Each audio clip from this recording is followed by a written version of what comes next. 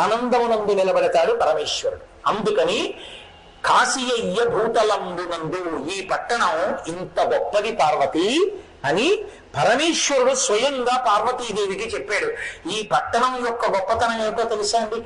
కాశికా పట్టణం యొక్క గొప్పతనం, ఈ పట్టణంలో మీ కంటికి కనపడేటటువంటివి కొన్ని, మీ కంటికి కనపడనటువంటి అద్భుతమైన ఉపచారములు జరిగేది, మీ కంటికి కనపడనటువంటి అనేకమైన గొప్ప గొప్ప దేవతలందరూ వచ్చి నిలబడేది ఈ పట్టణంలోనే నిలబడతారు. ఎందుకో తెలుసా? కాశీఖండం చేస్తూ శ్రీనాథ మహాకవి అంటాడు ఒక చోట, ఆయన అన్నాడు, ఈ పట్టణం ఎంత గొప్పదో తెలుసా? శివుని నివాళించు శేషాహి నడిరేయి బహుఫణారత్న దీపముల చేత, అంతర్హితంబులై అర్చించు ఈశాను ఫలపుష్పముల కల్ప పాదపములు, కామధేనువు ఇందు ఖండేందు శేఖరు ఊధాస్యదారల నోలలార్చు, నిధులు 9 కంఠే కాలునకిచ్చు నిర్మలమైన మనులు కానుకలు కాగా, వారణాసీపురంబు కాశికాపట్టణంబు శంకరుని నిలవు కలి ప్రవేశింపడానంద కాలనమున, శ్రీనివాసంబు వారాణసీ పట్టణంబు మోక్ష సంధాయకంబు అవిముక్తకంబు. ఈ పట్టణం యొక్క గొప్పతనం ఏంటంటే, దీనికి అర్ధరాత్రి ఖచ్చితంగా 12 గంటలు అయ్యేటప్పటికీ గుడి తలుపులన్నీ మూసేసి ఉండగా మహానుభావుడైనటువంటి శేషుడు 1000 పడగలతో వస్తాట గుడిలోకి. వచ్చి, నాకు 1000 పడగలున్నాయి, 1000 పడగల మీద 1000 దివ్యమైన మణులు ఉన్నాయి, ఇవి నాకు ఉన్నందుకు ధన్యత ఏమిటో తెలుసా అని శివుని నివాళించు శేషాహి నడిరేయి బహుఫణారత్న దీపముల చేత.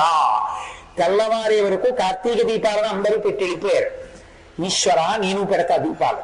ఏ దీపాలో తెలుసా? నువ్విచ్చిన దీపాలే నీ పాదాల దగ్గర పెడతానని 1000 పడగలు విప్పుతట. కటిక చీకట్లో 1000 పడగలు విప్పితే 1000 పడగల మీద 1000 మణులు ఒక్కసారి దగ్గర వెలుగులు వస్తాయి.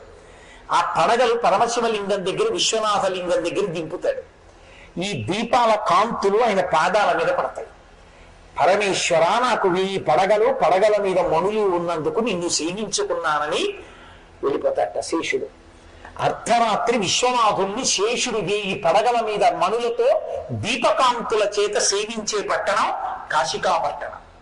కాబట్టి శివుని నివాళించు నడిరే ఈ శేషాహి బహుఫణారత్న దీపముల చేత, అంతర్హితంబులై అర్చించు ఈశాను ఫల పుష్పముల కల్ప పాదపములు. కల్పవృక్షములన్నీ కూడా వచ్చి రాత్రి పరమేశ్వరుడి దగ్గర నిలబడి తాము పూసినటువంటి పూలు, తమకి కాసిన కాయలు పరమేశ్వరుడి దగ్గర పెట్టి, పరమేశ్వర స్వీకరించండి అని నివేదన చేస్తాయి. అర్ధరాత్రి వేళ శేషుడు వస్తాడు, కల్పవృక్షములు వస్తాయి, వాటి పువ్వులతో పూజ చేసి వాటి పళ్ళు ఆయనకి పెట్టి పెడతాయి. అంతర్హితంబులై, మీరు వెళ్ళి చూద్దామంటే మీకు కనపడవు, నీ కంటి శక్తికి కనపడని రీతిలో వస్తాయి. అంతర్హితంబులై అర్చించు ఈశాను ఫల పుష్పముల కల్ప పాదపములు, కామధేనువు ఇందు ఖండేందు శేఖరు నుధాస్యదారల నొలలార్చు. రాత్రి కామధేనువు తన దూడతో వస్తుంది, ధేనువుతో వచ్చి పరమేశ్వరుని యొక్క విశ్వనాథలింగం దగ్గరికి వెళ్ళి 2 కాళ్ళు ముందు పెట్టి ఆ పొదుగు ఆయన శివలింగం మీద వచ్చేటట్టుగా పెట్టి పాల ధారలు అలా కురిపించేస్తుంది.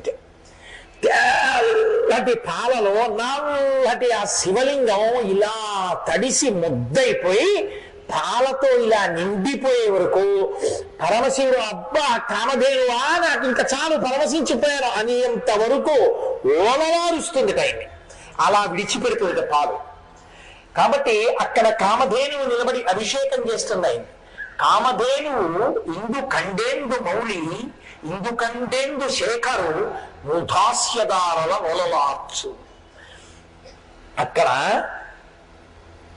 9 మణులు, అక్కడ ఉండేటటువంటివి 9 నిధులు, నవనిధులు అంటుంటాం కదా మనం, అవి కంఠే కానునకిచ్చు నిర్మల మణులు కానుకలు కాగా, నిర్మలమైనటువంటి మణులు తీసుకొచ్చి రాత్రి వేళలో ఆ 9 నిధులు కూడా ఒక్కొక్క మణిని పరమశివుడికి ప్రసాదించి ఆయన అనుగ్రహం కోసం ఆయనకి కైంకర్యంగా సమర్పించుకుని వెళ్ళిపోతాయి.